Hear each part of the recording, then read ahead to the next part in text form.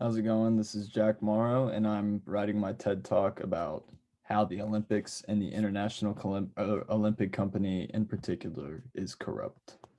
So let me just share my screen right here for my presentation. So my TED Talk is called Not All Fun and Games. How would you feel if somebody took $20 right from your pocket? Pretty awful, right? Now, how would you feel if somebody took $1 billion right from your pocket?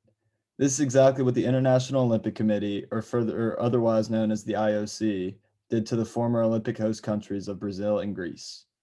The IOC organizes the Summer and Winter Olympic Games and also chooses the host for these games. This committee is comprised of privileged, entitled former diplomats and royals whose main but unsaid goal is to choose a host for the games that will give the committee the most revenue back after the games end. It almost seems like the IOC doesn't even care if the games kill the host country's economy. This is exactly what happened to Brazil, for example. The estimated cost of the games in Brazil rounded up to about $12 billion. This costly event, along with the World Cup in 2014, that ultimately brought the downfall of Brazil's economy. To make matters worse for Brazil, the IOC took a huge chunk of Brazil's revenue from the games.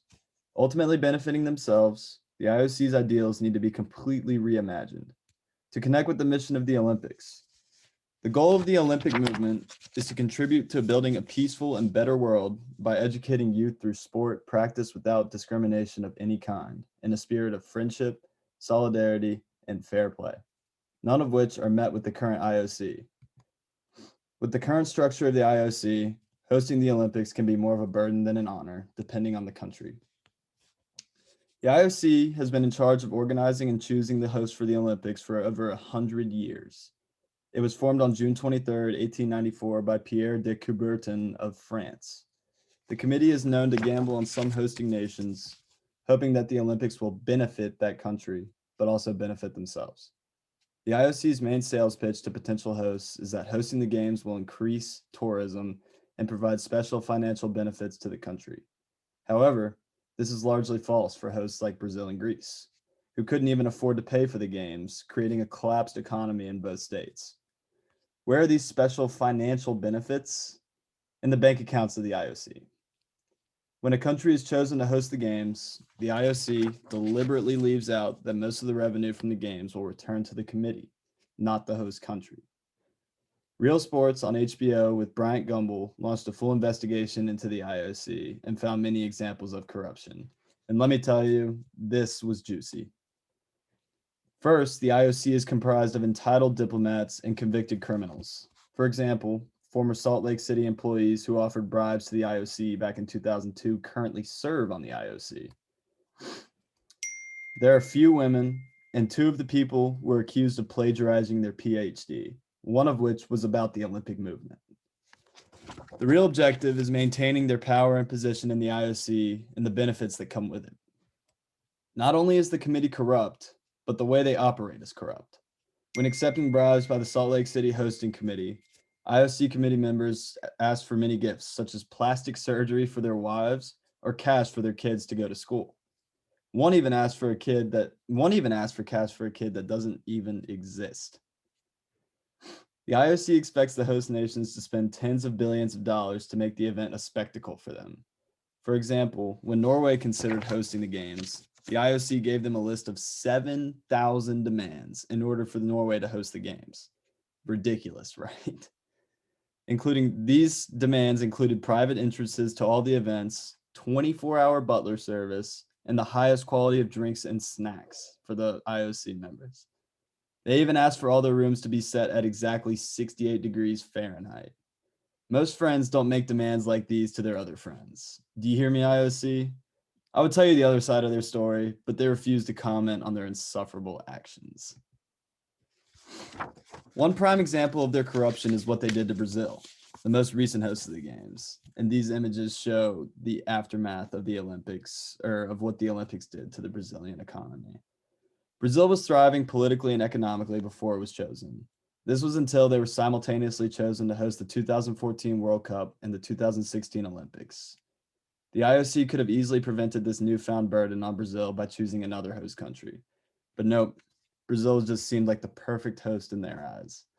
However, they must not have been perfect enough to get the proper help that they needed for all the costly infrastructures that they had to end up building. Even though the IOC had a hefty budget of about $6 billion for these games, Rio was forced to raise taxes for the residents of the city and country to help pay for the Olympic-related infrastructures. To make matters worse for Rio's inhabitants, houses were torn down to make space for these luxury Olympic hotels and stadiums for the games. About 80,000 people were removed from their homes to make room for Olympic structures before the games, which is just ridiculous. As you can imagine, this did not bode well with the Brazilian homeowners at all. The outraged populace just couldn't seem to get a break. Brazil's unemployment rate also increased from 6.5% to 11.3%. That must have been the last straw for the people, because riots broke out and gang-related activity was soon at an all-time high. Why didn't the IOC step in, you ask? Because they were gaining hundreds of millions of dollars in revenue, so they couldn't have cared less about the people of Rio, which is a common theme about the IOC's actions in years past.